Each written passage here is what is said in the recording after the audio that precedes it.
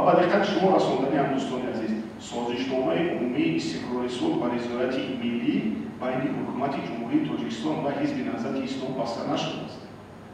حزب نهضت اسلام طرف نیست در این سازشنامه. یکی از اشتراکچیان اتحاد نیروهای اپوزیسیون تاجیک است. در اتحاد نیروهای اپوزیسیون تاجیک وارد میشدند حزب نهضت اسلامی تاجیکستان، حزب دموکراتی تاجیکستان، حرکت نهضت بدخشان و دیگر تشکیلات و سازمان‌هایی که تا یک درجه خلاف موقع حکومت جمهوری تاجیکستان و یکی از شرط‌های تامین اجرایش سازشنامه صلح این اجازتی فعالیت آزاد حزب‌های سیاسی بود و طبعا که شما شاهد هستید تا با این روز حزب نهضت اسلامی تاجیکستان، حزب دموکراتی تاجیکستان آزادانه فعالیت کرده ایستادند. در این قسمت دعواهای رهبریت عالی حزب نهضت اسلامی تاجیکستان بی‌اساس است. بی‌اساس است. دوم، در حقیقت دو نفر معاونان رئیس حزب نهضت اسلام با قبول رئیس سوریانی آمدند و به شکل خطی پیشنهاد کردند که بعضی مسائل داخلی با فعالیت مقامات پروکراتوره، وزارت کارهای داخلی و کمیته دولتی امنیت ملی مورد بررسی قرار داده شد. وقتی که ما با مراجعت خطی معاونان رئیس حزب نهضت اسلام تاجیکستان شناس شده، معلوم گردید که در این مراجعت سخن درباره آغاز کردن پرونده جنایتی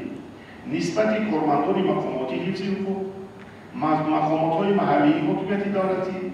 و مقامات خود اداره‌کنی شهرک و دیهات که گویا نسبت نمایندگان حزب نهضت اسلام تاجیکستان کردارهای غیرقانونی کردن، رفتارهای غیرقانونی کردن، پرونده جنایتی آغاز کرده شد.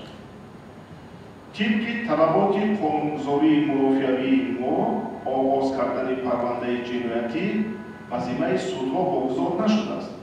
این کار هم مقامات حفظ حقوق، وزارت کارهای داخلی، کمیته دولتی امنیت ملی، اگنتی نظارت دولتی مالیوی مبارزه بر ضد کروپسیا، مقامات پروکراتوره و اگنتی نظارت مواد نشآور، یعنی طبق طلبات قانون کدام مقامات داخل و کدام جنایت‌ها باید پرونده آغاز کنند مشخص شده است و نظارتی آغاز کردن پرونده جنایتی، بردن تحقیق یا تفتیشاتی پیشکی واگذار شده است وظیفه پروکورور گنرالی و پروکورورهای به تابعیت اون کس بودند. از این رو ما این مراجعت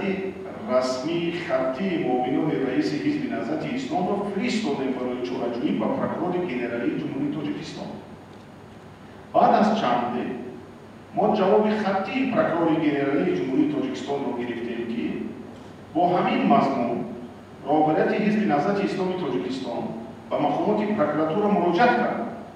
و هر یک حادثه مشخص که در این مراجعه نشان داده شده است از جانب مقامات پروکراتوره مورد سنجش قرار داده شده،